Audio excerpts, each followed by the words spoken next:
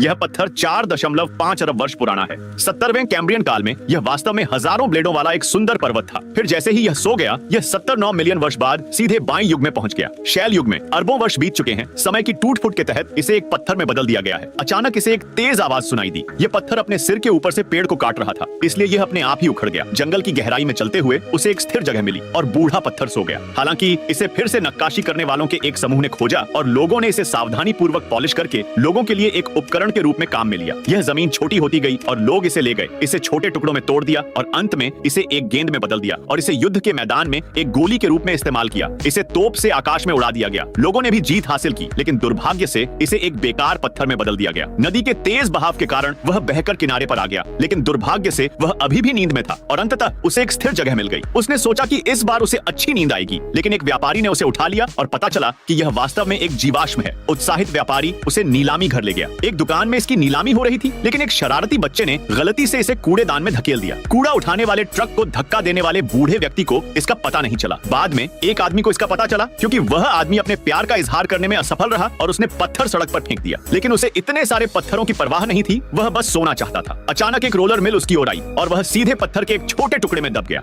इस बार वह अंततः अच्छी नींद लेने में सक्षम था, लेकिन संयोग से उसे ट्रेन से बचा लिया गया और फिर मशीन के संचालन के तहत प्रसंस्करण कारखाने में भेज दिया गया। इसका उपयोग करने के बाद उसे एक पारदर्शी शीट में पॉलिश किया गया, फिर विमानन में उपयोग किया गया और अंततः अंतरिक्ष में लॉन्च किया गया। हालांकि उपग्रह के नियंत्रण से बाहर होने के कारण उसे समय के बपतिस्मा के तहत सीधे चंद्रमा पर ले जाया गया। इस बार वह अंततः फिर से एक पहाड़ में बदल गया।